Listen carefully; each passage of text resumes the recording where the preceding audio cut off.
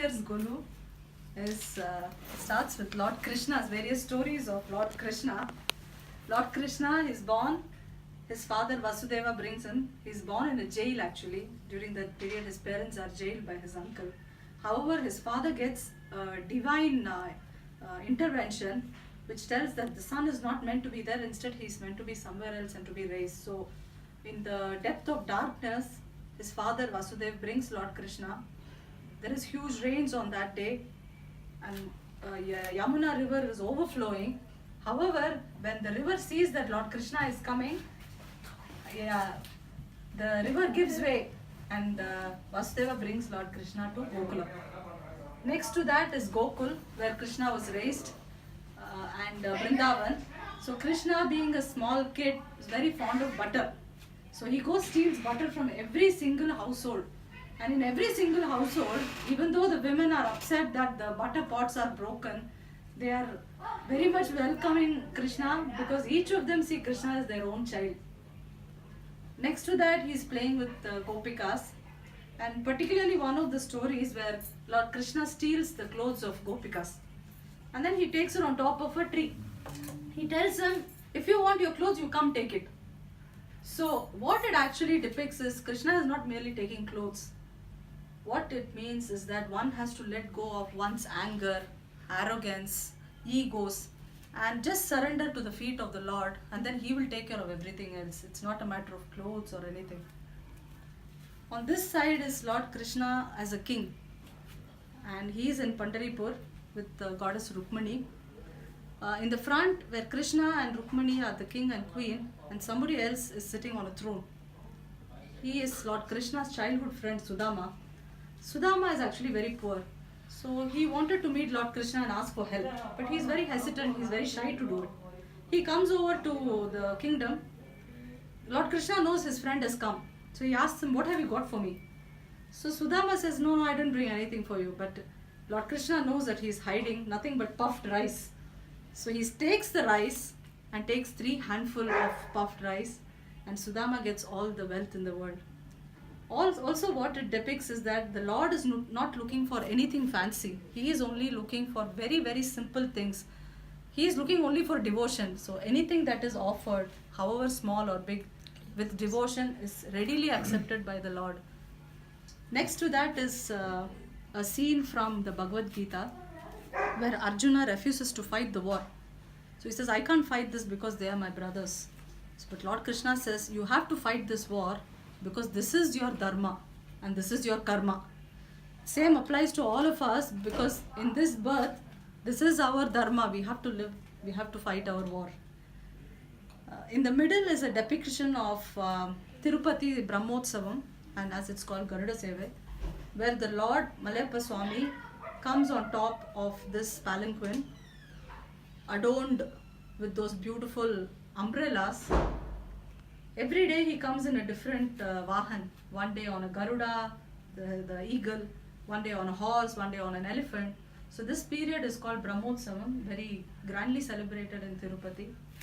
In front you can see priests walking, there is musicians walking, somebody is praying, there is an elephant, horseman, all of them are coming on a procession. On this side is more social. It's a village with a temple, people praying. There is a temple elephant where a kid goes, gives money and gets blessed by the elephant. In the front is a wedding scene, bride, groom and the pandit, the bride's parents, groom's parents and musicians in the back. On the other side is a harvest season going on. There's a landlord supervising, and the farmers are harvesting and packing the rice. On the other side, the village people are praying to their deity. This is the setup on this side. Pinala mele on the Malayappa Swami, Sridevi Bhudevi Maharani. On this side is Lord Guruvayurappa, also a form of Lord Vishnu, and celebrated in a child form also. And Guruvayurappa, of course, resides in Guruvayur. Go to the next one. On these main steps, the middle one is a scene called Pradoshan. Lord Shiva and Parvati, on every Trayodashi day, They sit on top of the Nandi and go in a procession. At that time, at that auspicious time, all the stars, gods, stop their work and they come to have darshan of Lord Shiva and Parvati. And since the Lord is so happy and going around, he grants all the boons. It's a very good time to see him. On the other side is the horse-faced form of Lord Vishnu, known as Hayagriva, with his consort goddess Lakshmi. Lord Hayagriva is a god of education. It's believed that Lord Hayagriva gave a mustard size of education to goddess Saraswati, and she became the goddess. So such is his power. On the next other side is Narsimha, Lakshmi Narsimha, another form of Lord Vishnu. When he came as half, when there was an Asura who got a boon that he should be killed neither by a man nor by an animal. So the Lord, to break this rule, came in the form of half man and half human. And to break all of those rules, he killed him at an evening time. It was neither day nor night. And all of those boons were shattered and the Lord knows the way out. Next to that is the Trinity gods, Brahma, Vishnu, Shiva. And the fag end is Kuber Lakshmi, where it's goddess Lakshmi showering money. Below that are two scenes from the Ramayana. The first one is when Lakshmana is hit by an arrow and he goes unconscious.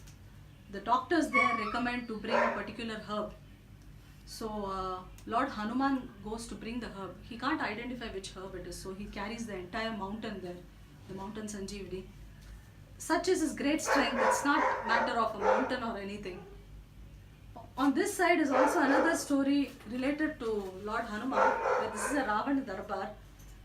Now when Lord Hanuman comes to negotiate with Ravana to avoid the war, Ravana insults him by not even offering him a seat, even though there is an empty seat. So Lord Hanuman rolls up his tail, makes his own throne, which is higher than all of them. Also what it signifies is that if one wishes, he can scale to any level and go higher than anything. All that is required is just commitment and devotion towards it. Just below that is Ganesha, Lakshmi and Saraswati. On one side is Kailash, another side is Vaikunt with Brahaspati, Guru. Just below that is Kubera with his goddess and children and all his wares. There's Lakshmi on top of him, Kuber Lakshmi. Next to it is Tirupati Balaji. The story goes that Tirupati Balaji wanted to get married and he didn't have enough money. So he went to the king Kubera and borrowed money. Now it's believed that until now Tirupati Balaji is still paying the interest and he will continue to pay so, and when he finishes paying the principal, that will be the end of the world, for which there is approximately 345,000 years or more left in this yuga. That is the fate if you get married. Yeah. Even for the god. Of course. Then on that side is Tiruvannamalai, Annamalai and Unnamalai. The hill temple of Tiruvannamalai in south of India is in that temple. It's believed that the Lord is the hill itself. The hill has so many medicinal herbs. On full moon night, when the moon's rays fall on the herbs and we inhale those, it's believed to heal all kinds of ailment. Yeah, so people go around the mountain and have darshan, Girivalam. Below that are depictions of Lord Muruga, Shanmuga in various temples. I'll just touch upon one of the temples, which is Swami Malai. So one of the days it seems, Lord Shiva asked Muruga, what do you know? So he says, I know Om, I know Pranavam, I know Mantram, everything. So Lord Shiva says, oh, if you know, you tell me what you know. And then Lord Muruga says, if I have to explain to you, I am the Guru and you are the Sishya. So I sit on a higher pedestal and you sit down, fold your hands and listen to what I say. So Lord Shiva is very pleased about his son, listens to him. Of course, the Lord Muruga explains the meaning of Om to Lord Shiva. Right just behind that is Ardhanarishwar, which is Lord Brahma gave place for Saraswati on a lotus. Lord Vishnu gave place for Goddess Lakshmi on his chest. However, Lord Shiva gave half of himself to Goddess Shakthi. Also what it depicts is that man and woman are half and half and together they become one. Just below that, on this side is Rama, Lakshmana, Sita with Hanuman, and in the front is the Dashavatara. Dashavataram is basically, as explained in Darwin's theory of evolution, it's evolution of mankind. As explained in the theory, the first organisms to come were from the ocean. They were microbes, jellyfish. So the first avatar, Matsya avatar. Next one is the turtle, Kurma avatar. Next, Varaha, which is a boar or a pig. Next is half man, half human. There is a small man. Then is a caveman or forest man. One after that is the most straightforward man. Is Rama Raja. He's the most straightforward guy. He doesn't cheat anybody. He keeps all his people happy. Next to that is the manipulative man. He knows to manipulate people. He can win wars. He knows to manipulate the whole war. The last one, which is Kalki Avatar, which is going on now, this is the form in which man is at his worst. So he could do anything for money, for power, for greed. So as this has evolved, there are various more phases of the Kalki Avatar yet to come. In the middle is another small story depicting Bhakti, which is one of the days when there was famine in a kingdom. The king orders that everybody has to work on building a dam. So there's an old lady, she is unable to work, she prays to Lord Shiva. So he comes in the form of a laborer and he says, okay, I will work for you. What can you give me in return? What wages can you give me? So she says, I will give you a handful of puffed rice, of rice powder basically. So Shiva takes it, eats it, sleeps. When the king comes around, he sees that there's one guy lazing here where everybody else is working. So he tells his assistant, go cane him, beat him up. The assistant goes, canes him. And at that same moment, everybody in the kingdom gets hit by a cane. That's when they realize that there is no ordinary person who has come.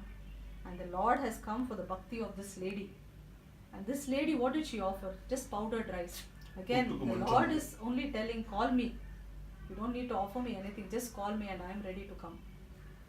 On this side is various forms of Goddess Lakshmi, the goddess of wealth. Dhana Lakshmi, Dhanya Lakshmi, Veera Lakshmi, Vijay Lakshmi, Santana Lakshmi. All the Ashta Lakshmis. Just below that is Lord Muruga, Shanmuga on lotuses. The way Lord Muruga was created was that he came out of the third eye of Lord Shiva, which is nothing but our own conscience, as it's called the third eye. So these ladies took care of him. Later on, they were all given the status of stars, and Lord Shiva combined Shanmuga's 6 bodies into one with 6 faces. That is why he's called Arumugam in Tamil, which is Shanmuga. On this side is a more social thing. The last step is touching the floor. It depicts that it is Bhumi.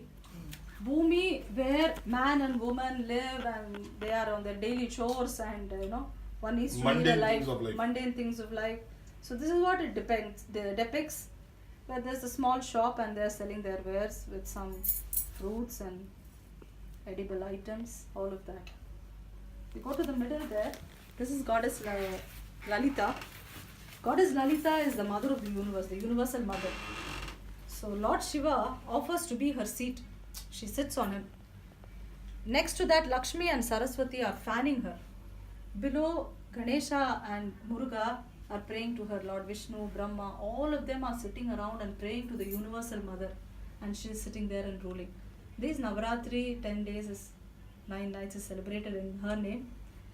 The universal mother, Goddess Lalita. Lalita Tripura Sundari.